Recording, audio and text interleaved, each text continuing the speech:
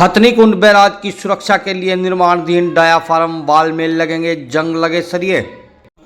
बता दें 146 करोड़ रुपए की लागत से हो रहा निर्माण। सेंट्रल वाटर कमीशन ने दिशा निर्देश और नियम मुताबिक किया जा रहा कार्य। बता दें हरियाणा के यमुनानगर में स्थित हथनीकुंड बैराज की सुरक्षा के लिए निर्माणाधीन डायाफ्राम वाल में जंग लगा सरिया लगाया जा रहा है, जिससे बैराज को मजबूती मिलने की बजाय नुकसान हो सकता है। 140 करोड़ रुपए की लागत यह अति आवश्यक महत्वपूर्ण डायाफ्राम वाल कार्य विवाद में घेरे में दिखाई दे रहा है। बता दें यमुनानगर में स्थित हथनीकुंड बैराज को पिछले कुछ वर्षों से काफ़ी नुकसान हुआ है। समय पर मुरम्मत नहीं हुई, जिसके चलते बैराज का बैंड 15 मीटर से अधिक नीचे चला गया है। इसे बैराज की सुरक्षा को खतरा माना जा रहा है।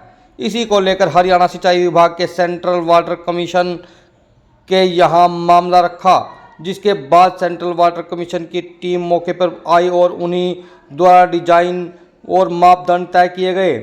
इसके बाद पिछले साल डायाफ्राम वाल का निर्माण शुरू कर दिया गया, जो जून 25 तक पूरा होना था, लेकिन मशीनरी के अभाव और अन्य कारणों से वह पूरा नहीं हो सका, जिसे अब मानसून से पहले मई में पूरा किया जाने का टारगेट दिया गया है।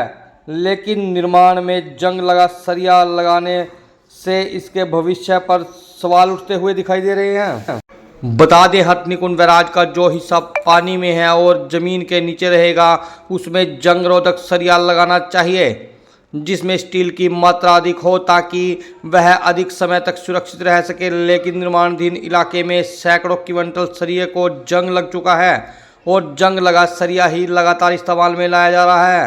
हथनीकुंड बैराज सिंचाई विभाग के कार्याधीन अभियंता विजय कुमार गर्ग का कहना है कि वास्तव में कार्य तेज किया जा रहा है, उसी के लिए सरिये का जाल भी तैयार करने में समय लगता है।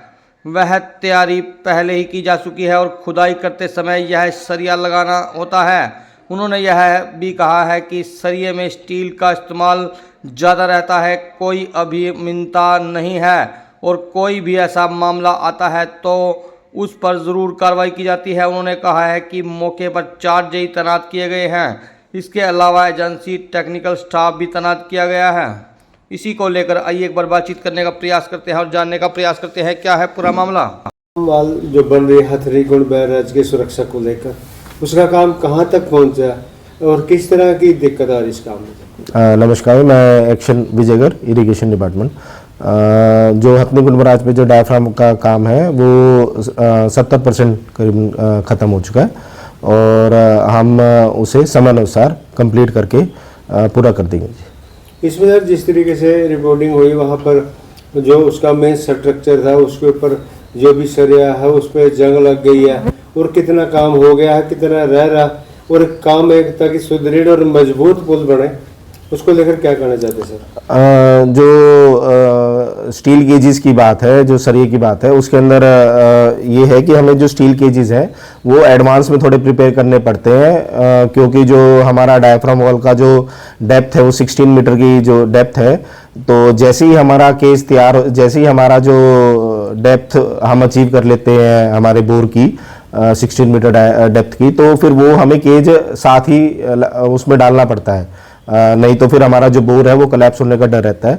तो इसलिए हमें थोड़ी जो केज प्रिपरेशन है वो एडवांस करनी पड़ती है और जो बाकी मापदंड है जो मान लो स्टील के रिगार्डिंग है और सारे हैं उनका पूरा ध्यान रखा जाता है। अगर कोई अनियमितता पाई जाती है तो उसे साथ के साथ रिमूव कर दिया जाता है। नहीं सर, इसमें जैसे जंग था कुछ सोल्यूशन ऐसा तो नहीं कहते, जब जंग लग जाता है लोहे को तो जो है जर्जर हालत में हो जाता है, वो कैसे बचाएंगे, क्या करेंगे? इसमें जो स्टील की कंजम्पशन है वो बहुत ज़्यादा है जी, मैं आपको बता भी दूंगा, वो स्टील की कंजम्पशन ज़्यादा है।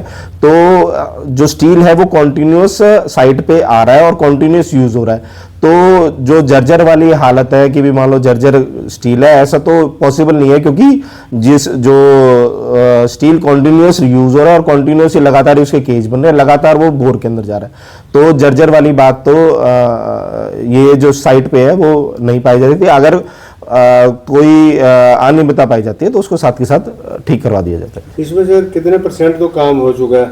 ऐसा भी कहा जा चुका है जो कॉन्ट्रैक्टर उस पर प्रॉपर मशीनरी नहीं है या काम प्रॉपर टाइम पे कर नहीं पाएगा, क्योंकि आने वाले समय की बात करें 30 जून बारिशों का भी समय हो जाता है, उससे पहले बाढ़ राहत के कार्य भी करने होते हैं, तो क्या अपडेट है सर?